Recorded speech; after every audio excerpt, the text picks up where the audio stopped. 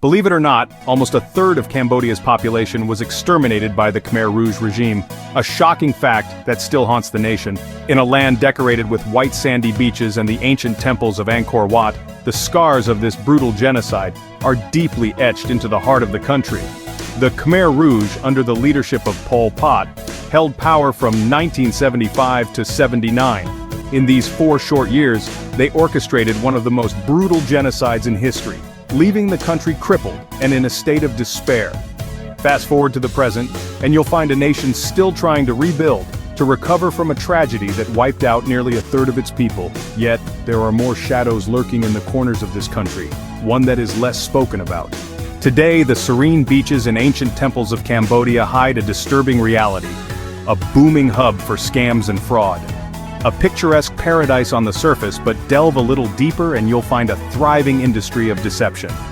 You might be wondering, how did Cambodia, a land steeped in rich history and culture, become a veritable breeding ground for scams?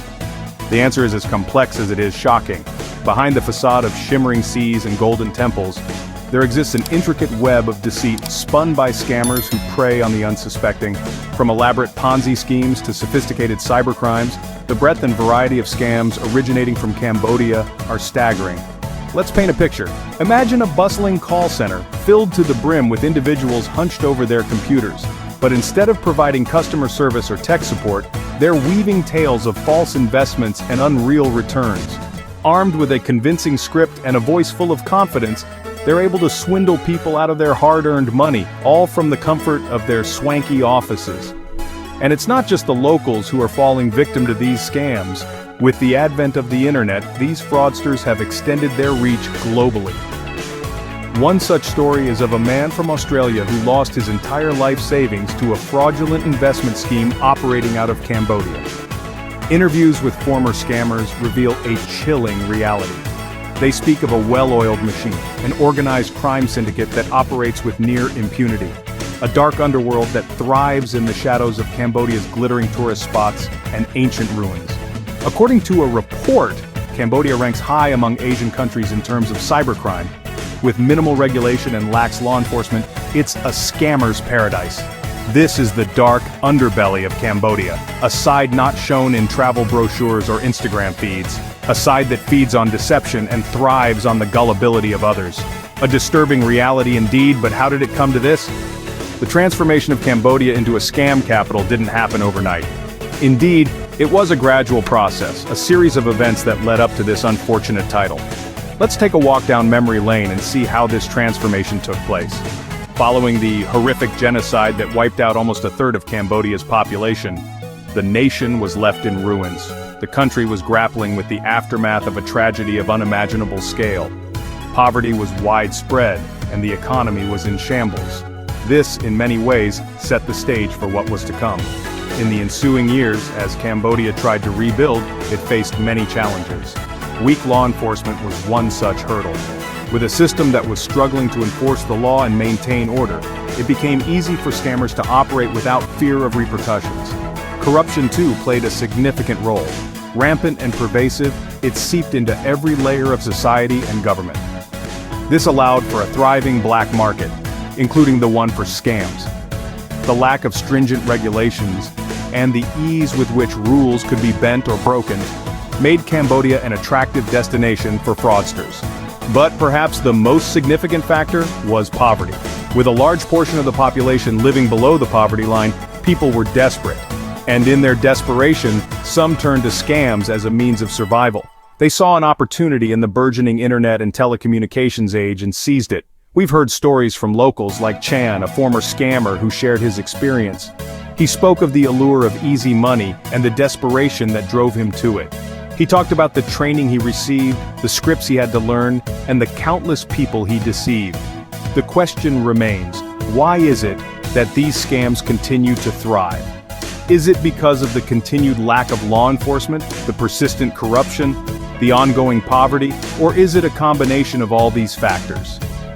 As we delve deeper into the world of scams in Cambodia, we find ourselves grappling with these questions.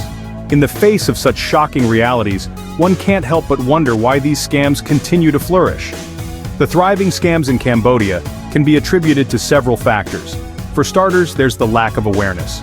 Many people, both within and outside Cambodia, are simply unaware of the extent and nature of these scams. They don't know how to recognize them, let alone guard against them. For instance, there's the story of a man who thought he was investing in a promising tech startup only to find out that the company was non-existent. The scam artists had created a sophisticated facade complete with a slick website and glowing testimonials. He lost everything: his life savings, his home, his trust in humanity. The second reason is the ineffective legal system.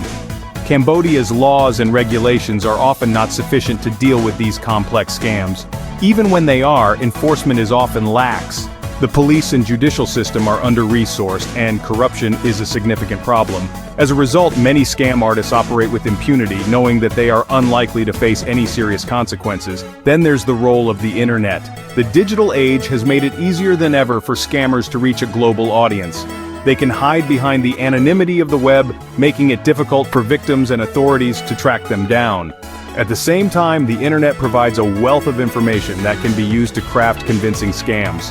Consider the case of a woman who fell in love with a man she met online. He claimed to be a successful businessman living in Cambodia. They exchanged emails for months, and he sent her photos of his luxurious lifestyle. But it was all a lie. The man was part of a romance scam ring, and the woman ended up losing tens of thousands of dollars. While it's easy to point fingers, the solution to this problem isn't as straightforward. The fight against these thriving scams requires a multi-pronged approach, combining education, law enforcement, and technological solutions. We need to shine a light on this dark underbelly of Cambodia, so that future victims can be spared the pain and loss that so many have already suffered. So, where does Cambodia go from here? And how can this problem be tackled? In the face of such a daunting issue, it's easy to feel overwhelmed, but there are potential solutions, strategies that could begin to turn the tide against these cybercrimes. Firstly, strengthening law enforcement is crucial. Current efforts need to be bolstered and expanded, with a focus on training and resources. This includes investing in new technologies to better track and counteract scams, as well as fostering international cooperation to combat this global issue. It's about creating a force that is not just reactive, but proactive, one that takes the fight to the scammers rather than waiting for them to strike first. Alongside this is the need for awareness. Many fall victim to scams simply because they are unaware of the danger. Public education campaigns, both in Cambodia and abroad, could go a long way in preventing these crimes. By informing people of the risks and teaching them how to recognize and respond to scams, we can help protect them from becoming victims. But perhaps the most fundamental change needs to occur within the legal system. Laws must be updated to reflect the realities of the digital age, imposing stricter penalties and providing clear legal recourse for victims. This, coupled with a judiciary that is committed to enforcing these laws, can create a strong deterrent for would-be scammers. Experts we've spoken to echo these sentiments. They stress the importance of a comprehensive approach, one that addresses the problem from all angles. This is not a fight that can be won overnight, but with sustained effort, it is one that can be overcome. While the road ahead may be challenging, acknowledging the problem is the first step towards finding a solution.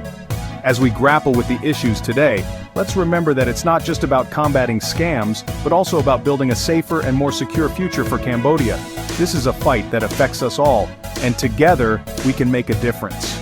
Undeniably, Cambodia's transformation into a hub for scams and fraud is a shocking reality. As we've journeyed through this country's dark underbelly, we've seen how the beautiful facade of white beaches and ancient temples is marred by the shadow of deceit and corruption.